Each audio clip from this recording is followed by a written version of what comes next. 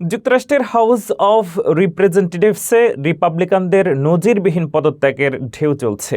1930 সালের পর সর্বোচ্চ 35 জন সদস্যের হাউস ছেড়ে অন্য পদে প্রতিদ্বন্দ্বিতা করার সিদ্ধান্তে স্পিকার মাইক জনসনের দলীয় সংখ্যাগরিষ্ঠতা এখন চরম সংকটের মুখে।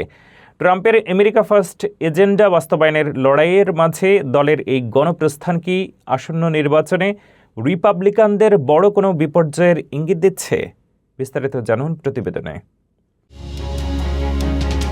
যুক্তরাষ্ট্রের হাউস অব রিপ্রেজেন্টেটিভসে এক নজিরবিহীন অস্থিরতা চলছে। গত 1930 সালের পর এই প্রথম রেকর্ড সংখ্যক অর্থাৎ 35 জন রিপাবলিকান আইন প্রণেতা হয় অবসর নিচ্ছেন, নতুবা উচ্চতর পদে নির্বাচন করার জন্য হাউস ছাড়ছেন। এই দলত্যাগ আসন্ন নির্বাচনে রিপাবলিকানদের জন্য চরম ঝুঁকিপূর্ণ এক পরিস্থিতি তৈরি করেছে।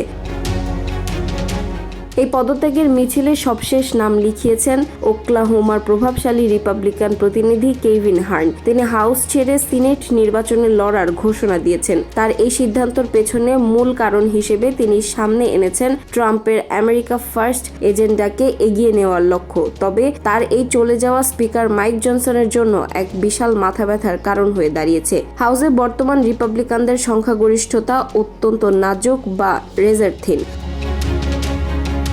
আইন পাশের জন্য স্পিকারকে এখন প্রতিটি সদস্যের ওপর নির্ভর করতে হচ্ছে। এমন পরিস্থিতিতে 35 জন সদস্যের চলে যাওয়া মানে হলো হাউসের দলের নিয়ন্ত্রণ ধরে রাখা প্রায় অসম্ভব হয়ে পড়া। কেবল হাউস সদস্যরাই নন, এবার অন্তত 10 জন রিপাবলিকান গভর্নর পদের জন্য প্রতিদ্বন্দ্বিতা করছেন, যা 1974 সালের পর থেকে সর্বোচ্চ। বিশ্লেষকদের মতে রিপাবলিকানদের এই গণপ্রস্থান কেবল দলের অভ্যন্তরীণ সংকট নয়, বরং এটি আসন্ন নির্বাচনী প্রেক্ষাপটে এক বড় বিপর্যয়ের ইঙ্গিত। 2018 সালের মধ্যবর্তী নির্বাচনে রিপাবলিকানরা যেভাবে 41টি আসন হারিয়েছিল, এবার কি সেই ইতিহাসেরই পুনরাবৃত্তি হতে যাচ্ছে? স্পিকার মাইক জনসন কি পারবেন এই ভাঙন সামলে দলের ঐক্য বজায় রাখতে? এই উত্তরই এখন আমেরিকার রাজনীতির বড় আলোচনার বিষয়।